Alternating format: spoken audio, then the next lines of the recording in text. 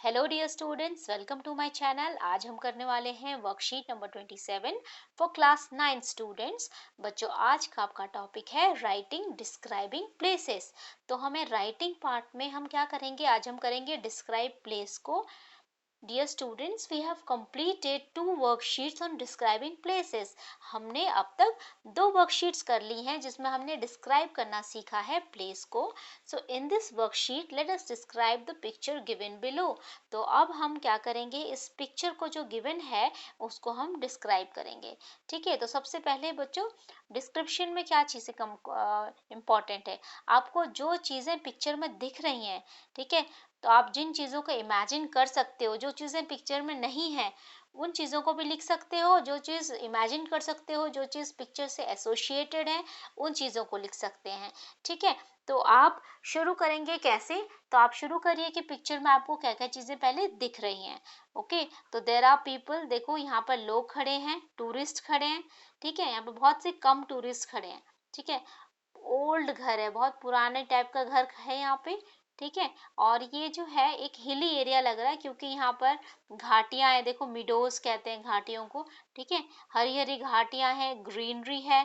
और बीच में क्या है बच्चों, देखो ये लेक है, बीच में क्या है, पानी का लेक भी है ना।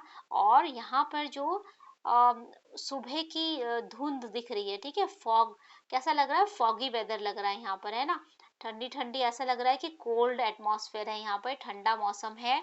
और रेनी सीजन में शायद यहाँ पे क्या होता होगा, रेनबो भी दिखता होगा आसमान में, है ना, आसमान में रेनबो दिखता होगा टूरिस्ट को, तभी टूरिस्ट यहाँ बैठ के ध्यान से देख रहे हैं इस आसमान की तरफ, है ना। राइट, और क्या हो सकता है बच्चों यहाँ पे, और डेंस फॉरेस्ट हो सकता है। ठीक है, घना जंगल हो सकता है, और जंगल में क्या होंगे, एनिमल्स भी हो सकते हैं बहुत सारे।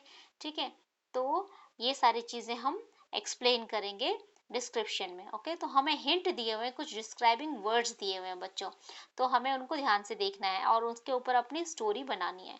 ठीक है, तो डिस्क्राइबिंग वर्ड्स क्या क्या दिए हुए हैं हमारे पास, माउंटेनस दिया हुआ है, हिली, cold lake, picnic spot, lots of greenery, है ना, windy and cold, foggy, jungle, old houses, मिडो, fresh air.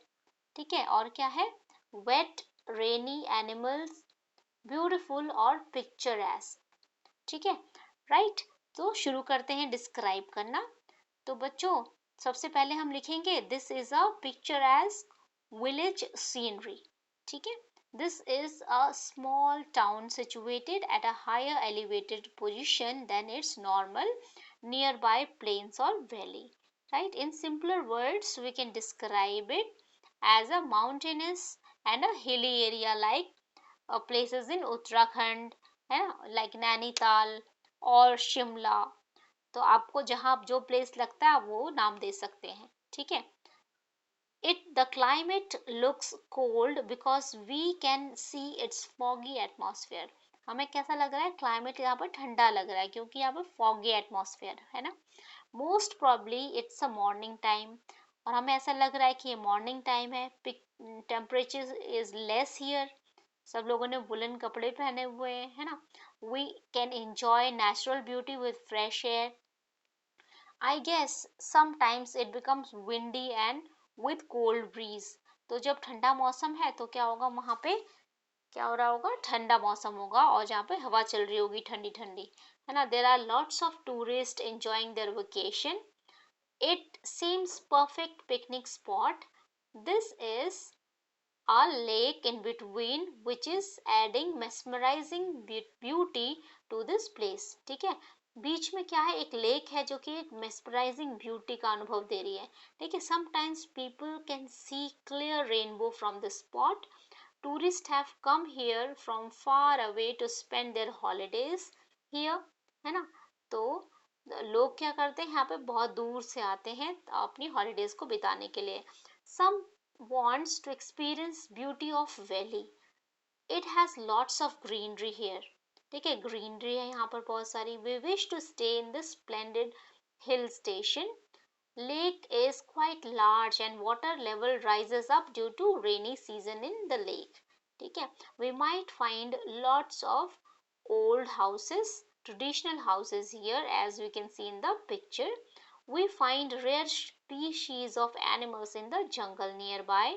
Tourists mainly click photographs with animals and discover wildlife.